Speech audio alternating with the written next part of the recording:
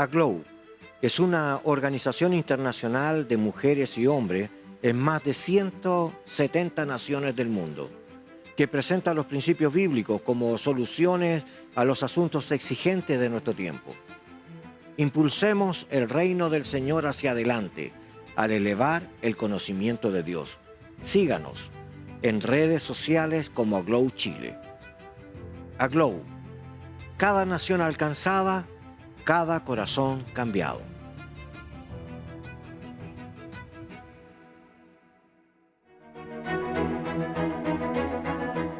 Una vez más aquí en Estudios Ministeriales. Bienvenido, ¿ya?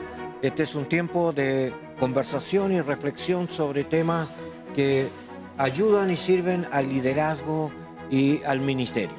Yo quiero invitarles a ustedes a compartir. Ahí en su televisor aparece un número telefónico. Usted puede escribirnos, a ser parte de esta conversación y también hacer sus aportes. Quiero decirles que hoy día tenemos el agrado de tener con nosotros a nuestro hermano Eliezer. Muchas gracias, muchas gracias. A nuestro hermano sociólogo, ya nos va a dar una mirada especial sobre este tema. Y con nosotros también nuestro pastor Celso Acosta, Arias.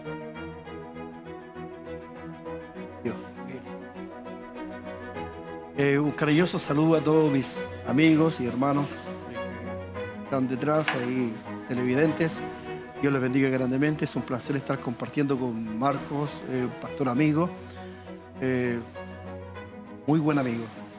Dios te bendiga, Marcos. Bien, quiero hablarles un poquitito sobre este acercamiento del día de hoy. Queremos hablarles un poco sobre la responsabilidad social en la iglesia, ¿ya? Y para ello yo quiero tener una breve lectura bíblica como un punto de partida. Libro de Mateo, capítulo 28, versículos 19 y 20, dice: por tanto, vayan y hagan discípulos de todas las naciones, bautizándolos en el nombre del Padre, del Hijo y del Espíritu Santo, y enseñándoles a obedecer todo lo que yo les he mandado a ustedes. Y les aseguro que estaré con ustedes siempre hasta el fin del mundo, ¿ya? Así que esta gran comisión que fuera dada de parte de Jesús hacia sus discípulos ha revolucionado la sociedad. Y quizás pudiéramos pensar cuál ha sido el desarrollo social de esta proclamación, de ir de persona en persona, de ir haciendo discípulos, alumnos. Matetes en griego traduce aprendices. Así que estamos enseñándole a personas que tienen deseo de aprender. ¿Y qué le estamos enseñando? Enseñando lo que Jesús nos ha enseñado a nosotros. Así que vamos a mirar esto desde varias perspectivas. La gran comisión, por lo tanto, es para nosotros una tremenda necesidad. Pastor Celso. Bueno, es interesantísimo este tema porque siempre cuando se habla de la gran comisión, se habla de la gran comisión, pero no en su sentido integral. La gran comisión tiene un sentido integral que parte de lo espiritual a lo físico, a lo social. Entonces es una gran comisión integral, porque si nosotros hablamos de hacer o de hacer discípulos, estamos hablando también de formar y hacer personas. Entonces, por ahí va marcando la relación entre la iglesia o el discípulo, el maestro y la sociedad. Se supone que esto comenzó con una simple idea novedosa. Socialmente el evangelio no era popular como lo es hoy. En aquel entonces Jesús vino con una idea renovadora y las personas que el Señor alcanzó y que fueron aprendiendo con él fueron enviados para que reprodujesen esto. Realmente es una idea de trabajo en equipo. Y también se puede mirar socialmente el impacto que esto tuvo, porque empezó con un pequeño grupo y luego vino este proceso de persecuciones. Más de 10 persecuciones recibió la iglesia, pero pasó de ser una minoría a ser la religión del imperio. ¿Cómo pudiéramos Claro. pensar socialmente en este cambio social de mirar la vida tal vez desde otra perspectiva? Yo creo que todo parte por la separación quizá de lo individual y lo colectivo, porque la iglesia es un colectivo de personas y la iglesia primitiva empieza, digamos, desde la individualidad, desde pequeños grupos individuales que se juntaban casi, digamos, en la clandestinidad. Entonces, si uno lo analiza desde un punto de vista social, este surgimiento de la iglesia es como un movimiento disruptivo, ¿ya? Que va a, de alguna forma, incomodar, por ejemplo, a otras creencias, cultos antiguos que convivían en el ámbito donde surge el cristianismo, que es mayormente Grecia, el helenismo y, digamos, los judíos, que son los primeros cristianos. Entonces podemos ver que la iglesia parte con una sensibilidad social, pero que ya viene predispuesta desde la estructura que tenían los cultos anteriores, ¿ya? Podemos decir entonces de que en la formación ellos recuperaron o retuvieron información que tenían de antes, ¿verdad? Claro. Y posteriormente fueron agregando aspectos culturales probablemente, Claro. según las circunstancias, ¿ya? Exactamente. Se me viene a la mente, por ejemplo, el hecho de que ellos no fueron recibidos en los templos, porque los templos eran judíos, y esta nueva fe, que ya no era en el pensamiento tradicional del Antiguo Testamento, del Dios creador que los guía en el desierto, ahora no, están ellos siguiendo a Cristo. Entonces hay un cambio de entendimiento, pero hay un cambio también de social. Hay un cambio social de cómo se entendió la iglesia, ¿ya? Tal vez puedes mirarnos Claro. otra idea. Yo creo que el cambio partió principalmente en pensar en un grupo que estaba en la clandestinidad y luego es de alguna forma instrumentalizado por el Imperio Romano para ser el grupo oficial que sale de la clandestinidad y se vuelve la religión oficial del imperio. Entonces, quizá en ese cambio de la clandestinidad al imperio se van empezando a dar unos procesos de formalización al interior de la iglesia y se va, por ejemplo, se va queriendo ser parte más de una estructura institucional que de un mandato como la Gran Comisión. O sea, se van cumpliendo estructuras que van determinando cómo trabajar dentro de la iglesia y esas estructuras van generando una relevancia social, digámoslo. Bien, eso me lleva al siglo III, ¿ya? Cuando se hace este edicto donde ya se pide no perseguir más a las personas que tienen esta nueva fe en Cristo, Jesús el Cristo, ¿verdad? Y también eso cambia la posición de estas personas, porque mientras estaban persiguiendo, la iglesia creció tremendamente, pero no creció de esta forma en los templos, sino en las casas, en las catacumbas, en los lugares donde se reunían. Ellos empezaban y compartían la fe y la iglesia en esos 3 periodos afectaron todo el imperio, ¿ya? Y cuando pasan a ser oficialmente parte de ahora oficial, se produce un problema global que pocas personas lo perciben, pero mire, de un momento a otro todos eran cristianos. Entonces ya no eran los perseguidos y los que retenían el testimonio con vida, sino que ahora era una moda, era la moda del imperio. Ser cristiano entonces pasó a ser oficial, pero hubo problemas en esto. Era un cristianismo sin Cristo. ¿Qué dice Sergio? Bueno, eso ocurre en el siglo III con Constantino. Sí. Y la realidad que él instrumentaliza a la iglesia, o sea, la saca de su estado natural y la transforma en una, más que en una iglesia espiritual, en una política nacional o en una política imperial. Entonces cuando se transforma la iglesia en una política imperial, entonces empiezan a producirse esos cambios. Ya no hay conversiones, no hay ese tipo de conversiones nuevotestamentarias, sino que aparecen conversiones generales, conversiones obligadas.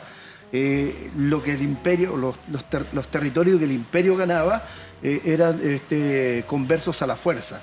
Entonces hay una tremenda manipulación de parte del imperio con respecto a la gente, que empiezan todos a decir, bueno, ahora nosotros somos cristianos, la religión oficial es el cristianismo, ya los cultos que habían antiguos empiezan a desaparecer y empieza a tomar gran fuerza el cristianismo. Entonces,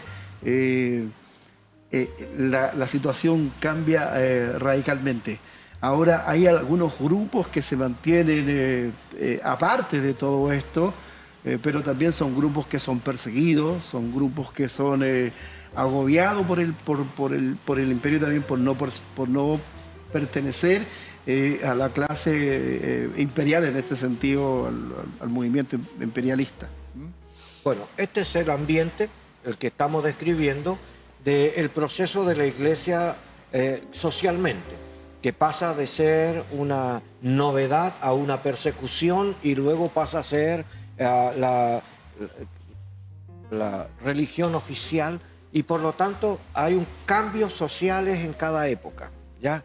Y al analizar socialmente, la iglesia crece por distintas circunstancias. Entonces nosotros queremos ahora mirar cuál sería la responsabilidad de la iglesia con la sociedad. Ahora, se supone que queremos ganar almas para el Señor, personas. Al hablar de almas hablamos de personas. Queremos llevar personas a Cristo y por lo tanto el testimonio fue transmitido de persona a persona, de boca a boca, quizás de generación a generación. Acuérdense que pasaron más de 300 años de historia hasta que esto ocurrió, este cambio que estamos hablando. Entonces, en estos procesos de cambio social es donde nosotros tenemos que aplicar, porque el Evangelio debe de ser visto desde varias perspectivas. Pero lo vamos a mirar en el siguiente bloque, ¿ya? Dejamos ahora a nuestros auspiciantes, quienes tienen un mensaje para usted. ¿Está considerando viajar a San Pedro de Atacama? Quiero hacerle una recomendación. Hotel Itaí ofrece una experiencia inolvidable. Hotel Itaí es un lugar único y es especial para su descanso. Visite su página web www.itaihotel.com y realice su reserva para su visita a San Pedro de Atacama. Hotel Itaí, el oasis del altiplano chileno, le invita a disfrutar la tranquilidad del desierto bajo un cielo estrellado como usted jamás ha visto. Visita nuestra página web www.15uno.cl.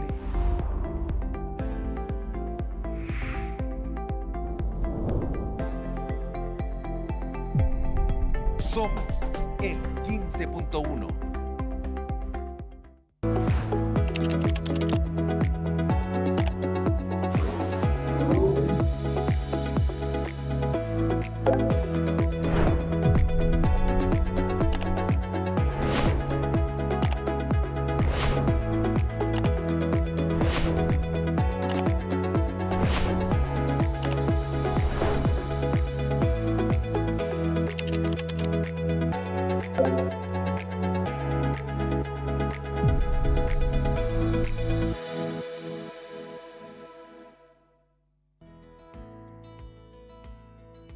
Tiempo de oración.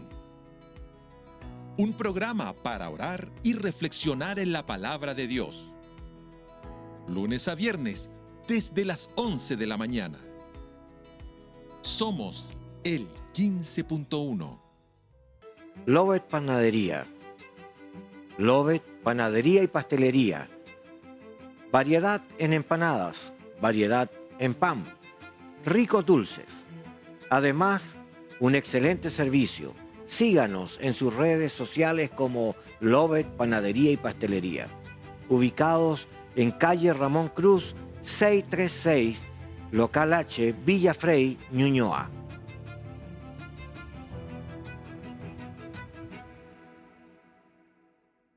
Muy bien, por aquí una vez más, estudios ministeriales.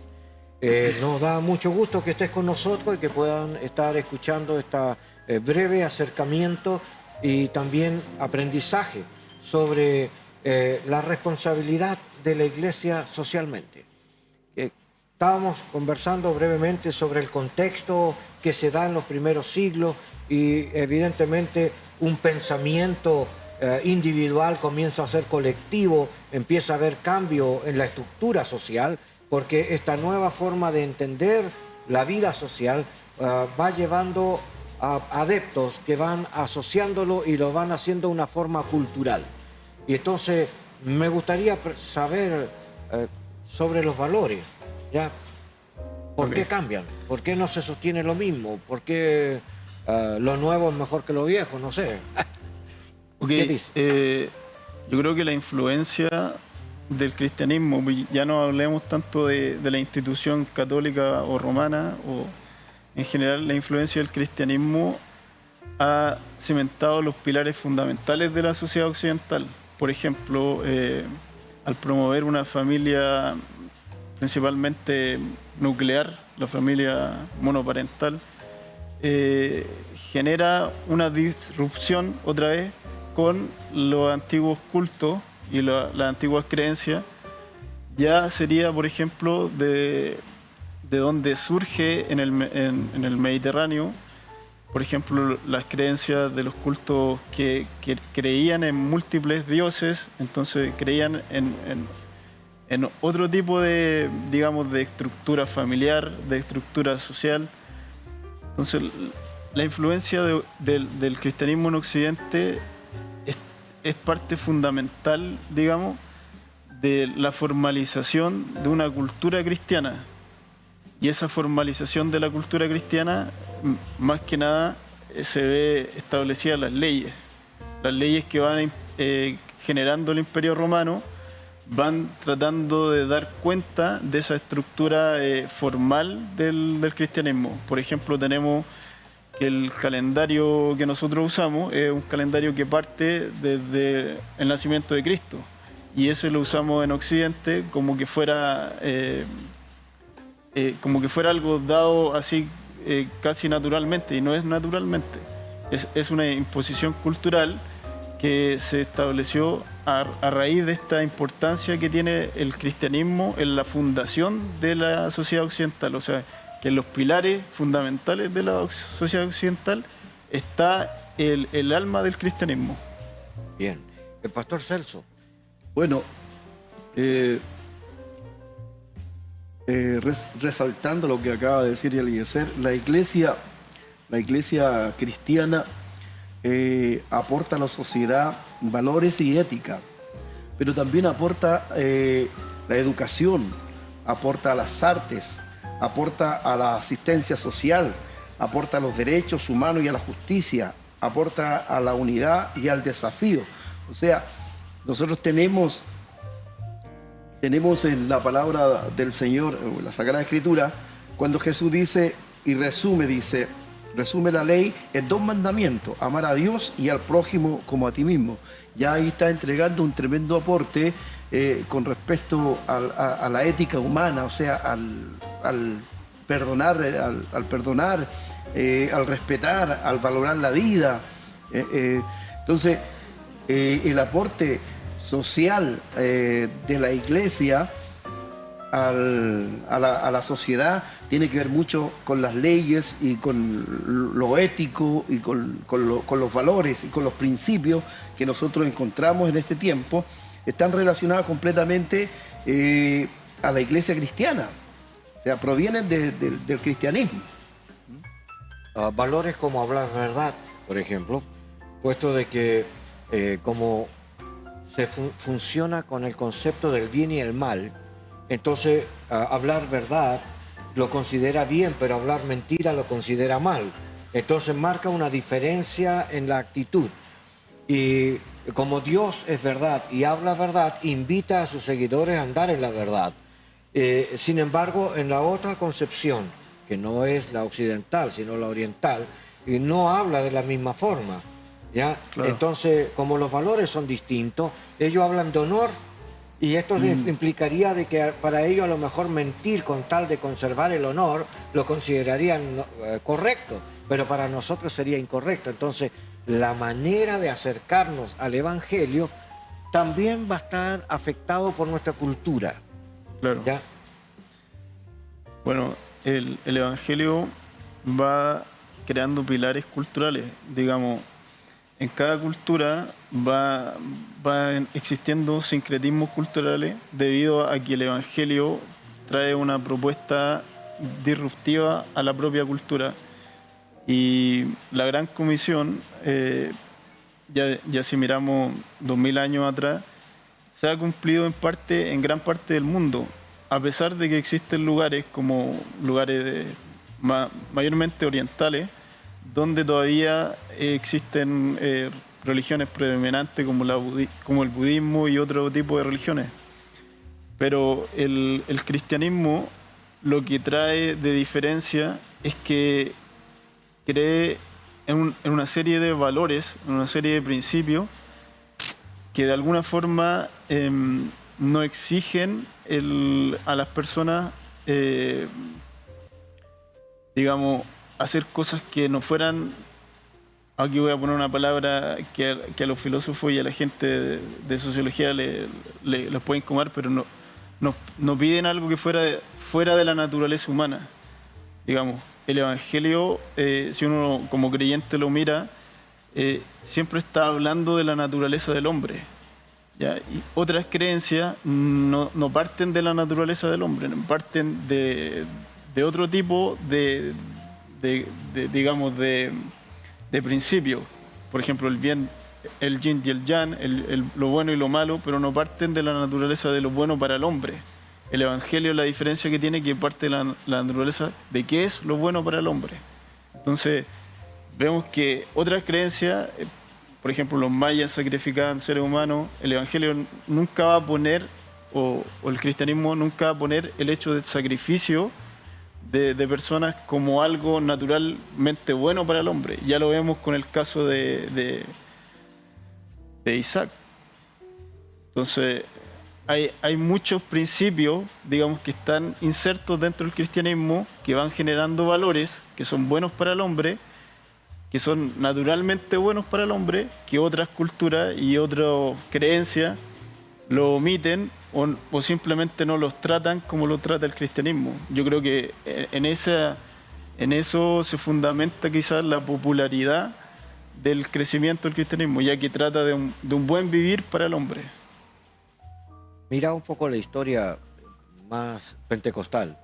El hecho de que en el cristianismo se fue relacionando socialmente con las personas de un estrato social bajo, ¿ya?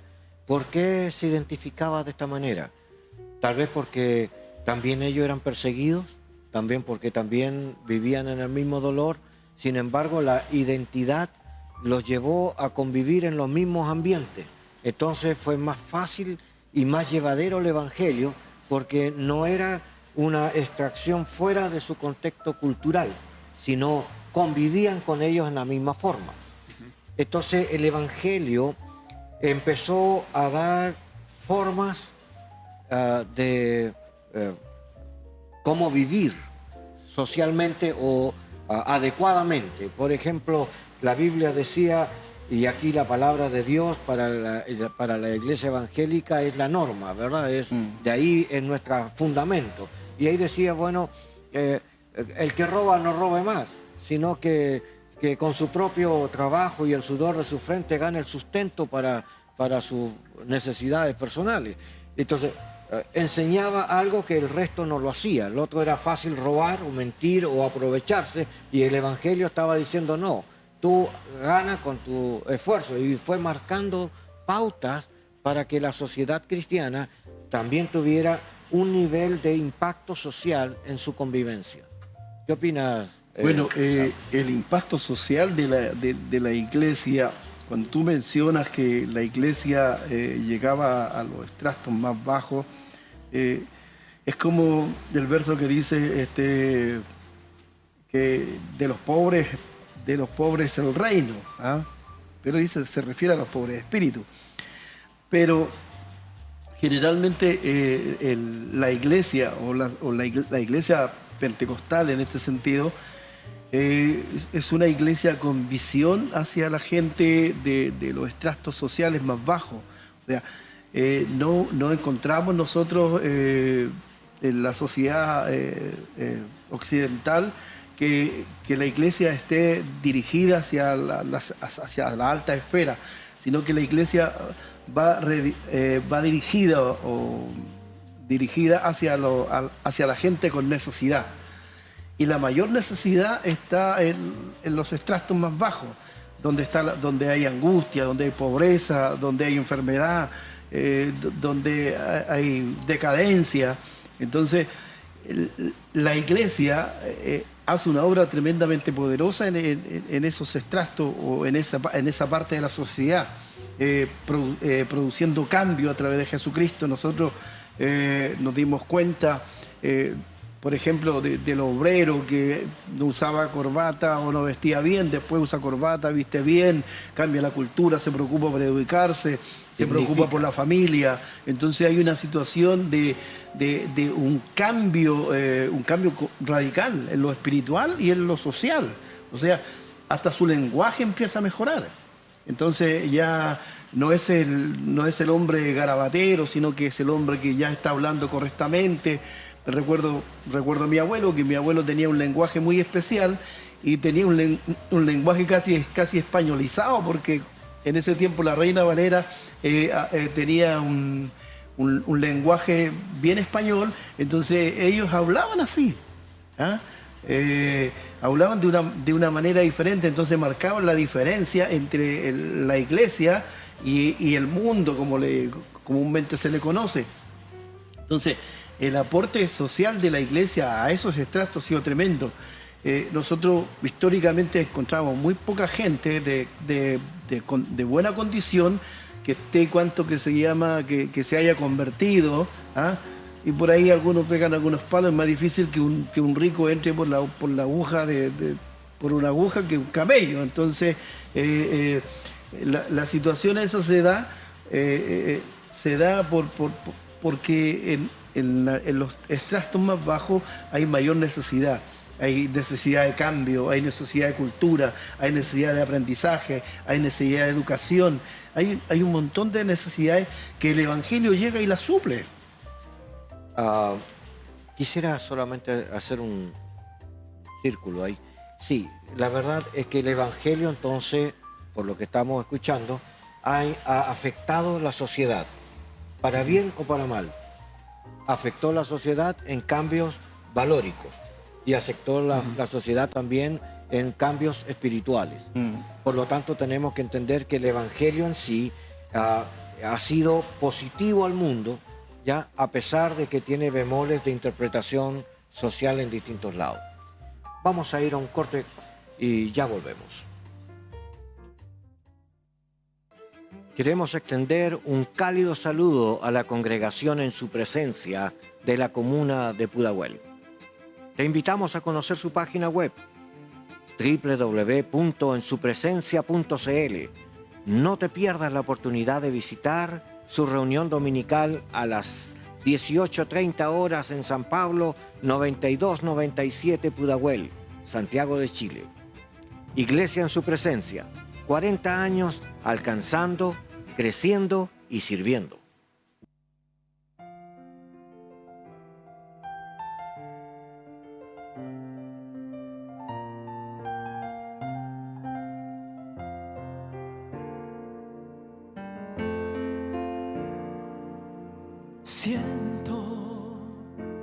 Tengo ganas de volar al firmamento, gritarle al mundo entero lo que estoy sintiendo, que ya encontré mi dulce amor, Jesús es mi felicidad, Y aunque murió en aquella cruz, volvió a vivir y así sabrán que ahora yo tengo un nuevo amor. Jamás imaginé poder hallar a quien le dio a mi vida una razón para amar.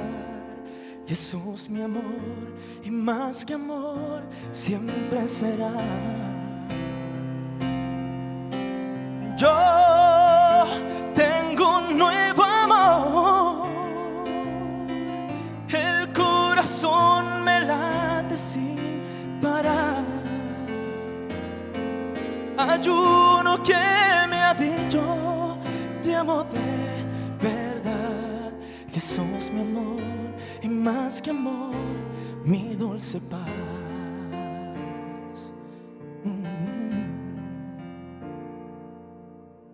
Amor, su voz dulcísima en respuesta cuando llamó, sus ojos tiernos y hasta el toque de su mano. Por siempre suyo quiero ser. Jesús es toda mi verdad. Nunca yo me cansaré de repetir hasta el final que ahora yo tengo un nuevo amor. Jamás imaginé poder hallar a quien le dio a mi vida una razón para amar. Jesús, mi amor, y más que amor, siempre será. Yo tengo un nuevo amor, el corazón me late sin parar. Hay uno que me ha dicho: te amo de verdad. Jesús, mi amor, y más que amor, mi dulce paz. Jesús, mi amor, y más que amor, mi dulce paz. Jesús, mi amor, y más que amor, mi dulce paz.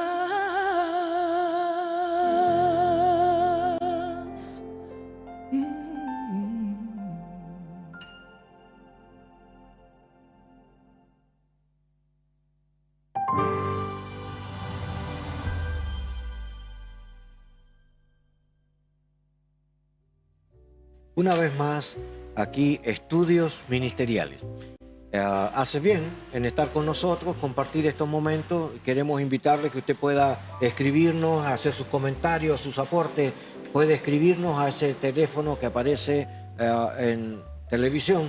Usted puede anotarlo y hacernos llegar su inclinación. También quiero invitarlo, si usted quiere participar de conversatorios por Zoom, a través de estos medios tecnológicos, todos los días lunes tenemos un conversatorio de temas ministeriales y usted también puede hacerlo. Solo debe de escribirnos y explicarnos que quiere estar y le enviaremos un link para que tenga acceso con nosotros.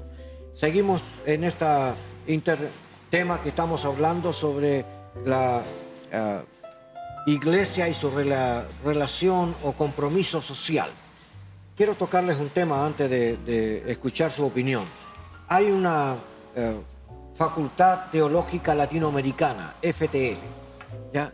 Ellos tienen una opinión muy especial en relación a la Gran Comisión.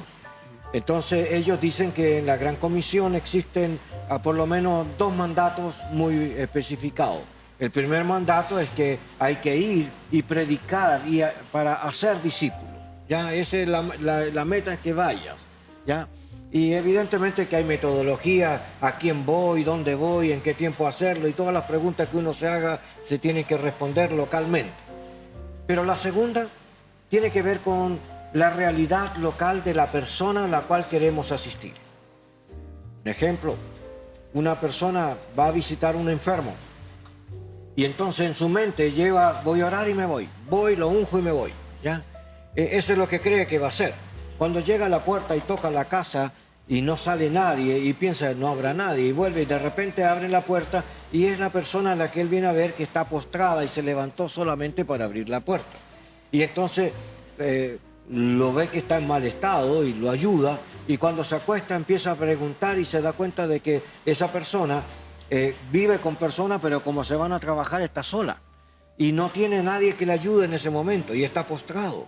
Y también mira hacia la cocina y ve que la cocina está llena de trastos y que hay que lavarlo y que esa persona nunca va a poder hacerlo. Entonces se da cuenta que la realidad de esa persona no era solo orar, va a necesitar obligatoriamente hacer algo al respecto. Y entonces le pregunta y él dice, bueno, hay que comprar los medicamentos, pero no tengo quien vaya, ¿ya? Entonces él dice, bueno, entonces tengo que hacer algo más. Ya no me puedo quedar solamente con ir y orar. Voy a tener que ayudarlo a lavar la loza, ir a comprar los medicamentos y ver cómo le ayudamos. Entonces se da cuenta de que el servicio que tiene que hacer es más integral de lo que él pensaba. No era solo un acto espiritual, había que orar, pero había que también actuar sobre la vida del otro. Así que la FTL dice que el rasgo del mandato social es atender a la persona en su contexto, ¿ya? No sacas nada con decirle ve en paz y no darle para la locomoción cuando tú tienes para hacerlo. Entonces pone en evidencia un problema ético-social, ¿ya? De que a lo mejor pudiendo hacerlo y no lo hacemos, no es contado por pecado.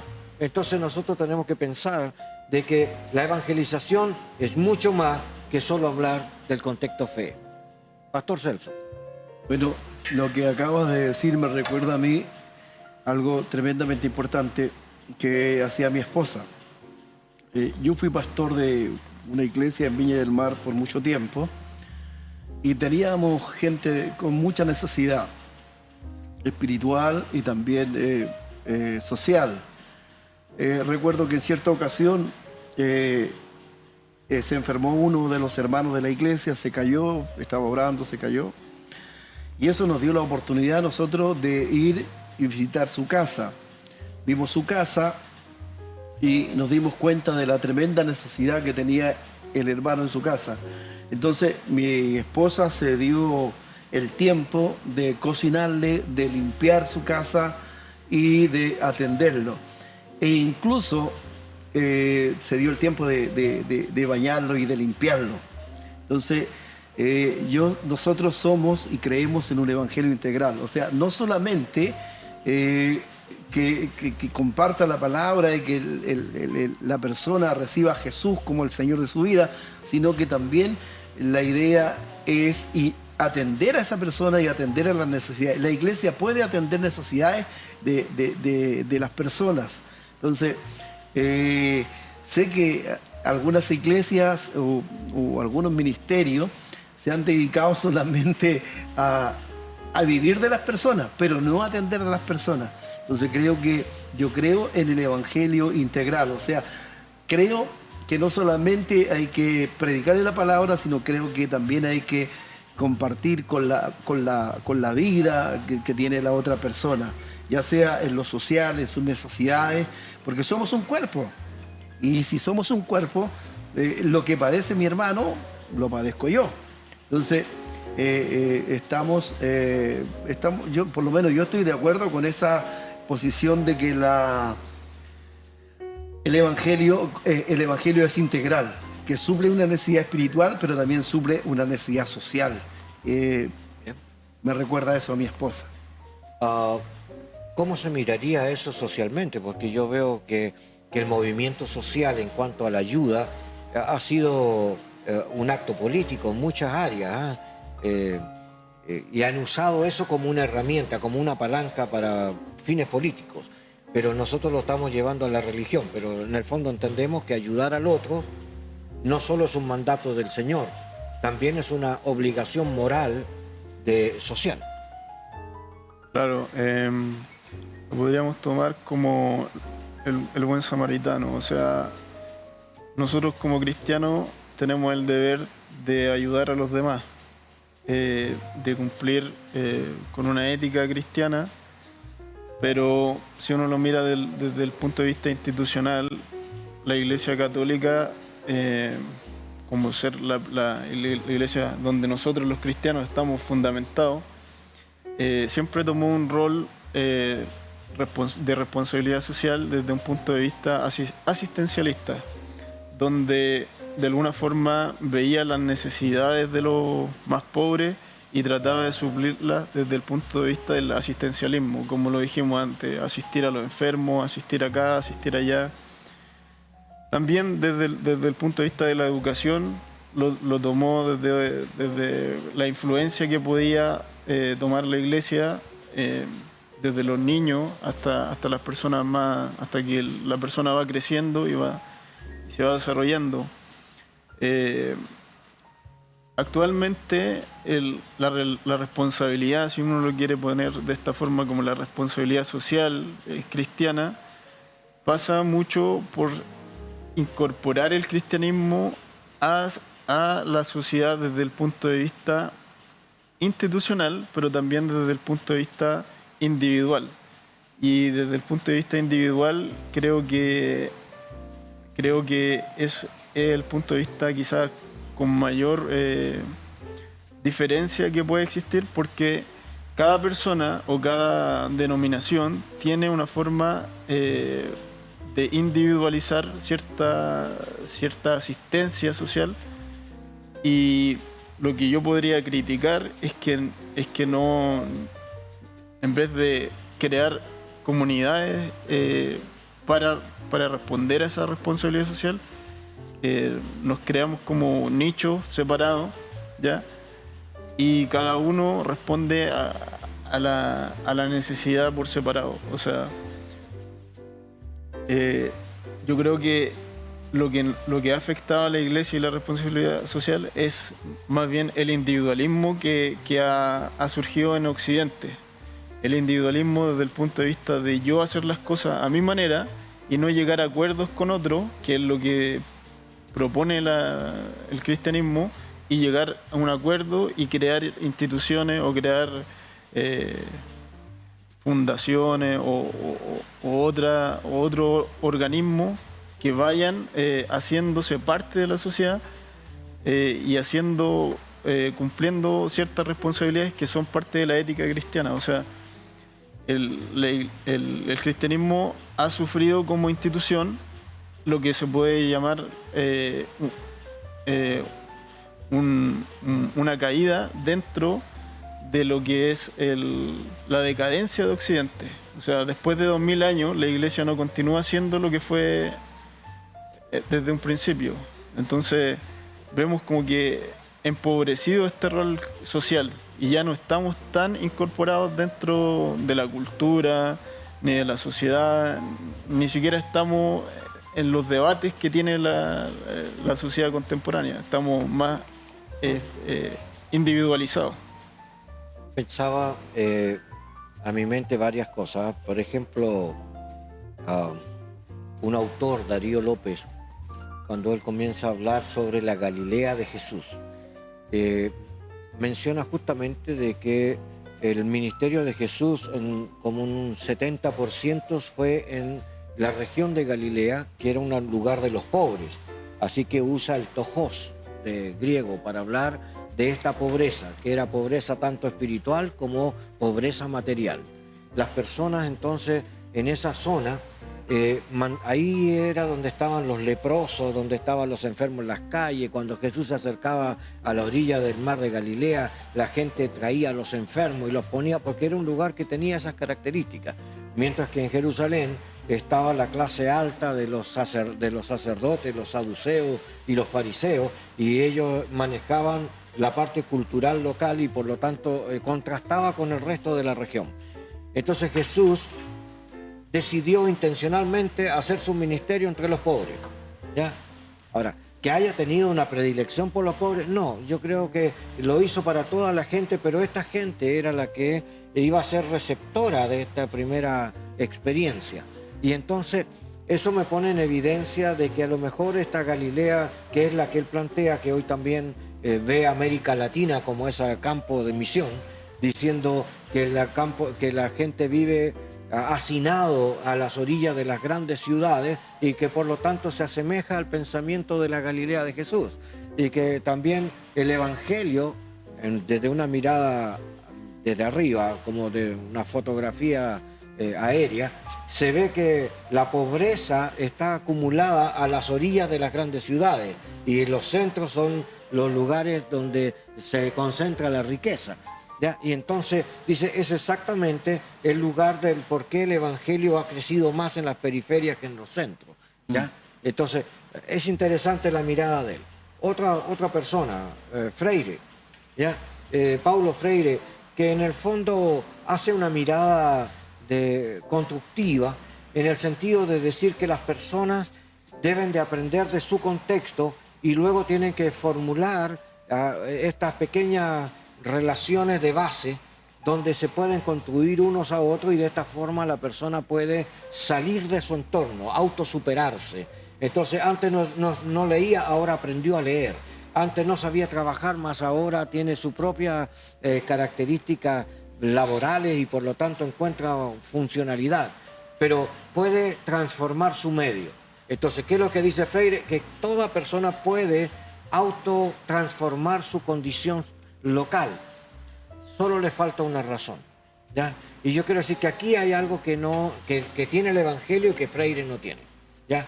Que a nosotros no nos interesa la transformación social sin Cristo. ¿Ya? Porque la transformación social el mundo está separado de Dios y la gente puede cambiar de un lado al otro y si es verdad se logran, pero Cristo no transforma a las personas solo para ser mejores personas. Cristo transforma a las personas para que sean parte de su reino y vivan con Él en la eternidad. Le faltó la parte espiritual a Freire, ¿ya? Así que yo creo profundamente, ¿ya?, en algunas críticas que hay desde el pentecostalismo hacia la mirada freirina, ¿verdad? Y sí creo que el Espíritu de Dios hace la diferencia. Dios sí cambia las mentes, Dios sí cambia el corazón, Dios sí cambia las realidades familiares y sociales. Cuando uno aprende del Señor, el Espíritu de Dios dice, limpiaré vuestras mentes de toda vuestra inmundicia. También dice, cambiaré el corazón de piedra y pondré uno de carne. Después dice, escribiré mi palabra en vuestros corazones. Y eso cambia, porque es Dios trabajando en el cambio social y no es una fuerza política queriendo cambiar una realidad social. Porque cuando la sociedad cambia y cambia el Estado o cambia el gobierno, otra vez vuelven a pelear las mismas políticas. ¿Ya?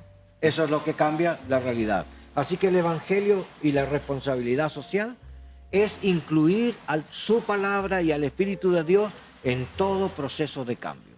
Pastor Celso. Bueno, la Escritura nos enseña claramente, Jesús en Mateo 22, verso 37-40, dice, Jesús resume la ley en 2 mandamientos. Amarás a Dios y a tu prójimo como a ti mismo. Amarás al Señor con todo tu corazón y a tu prójimo como a ti mismo. Entonces, ahí está. Esa no es una dualidad, sino que es un conjunto, es un uno. Amar a Dios, pero también amar a su prójimo. Porque la Escritura dice que el que dice que ama a Dios y no ama a su prójimo, el tal es mentiroso. Entonces, ahí está la integración completa del uno como Dios.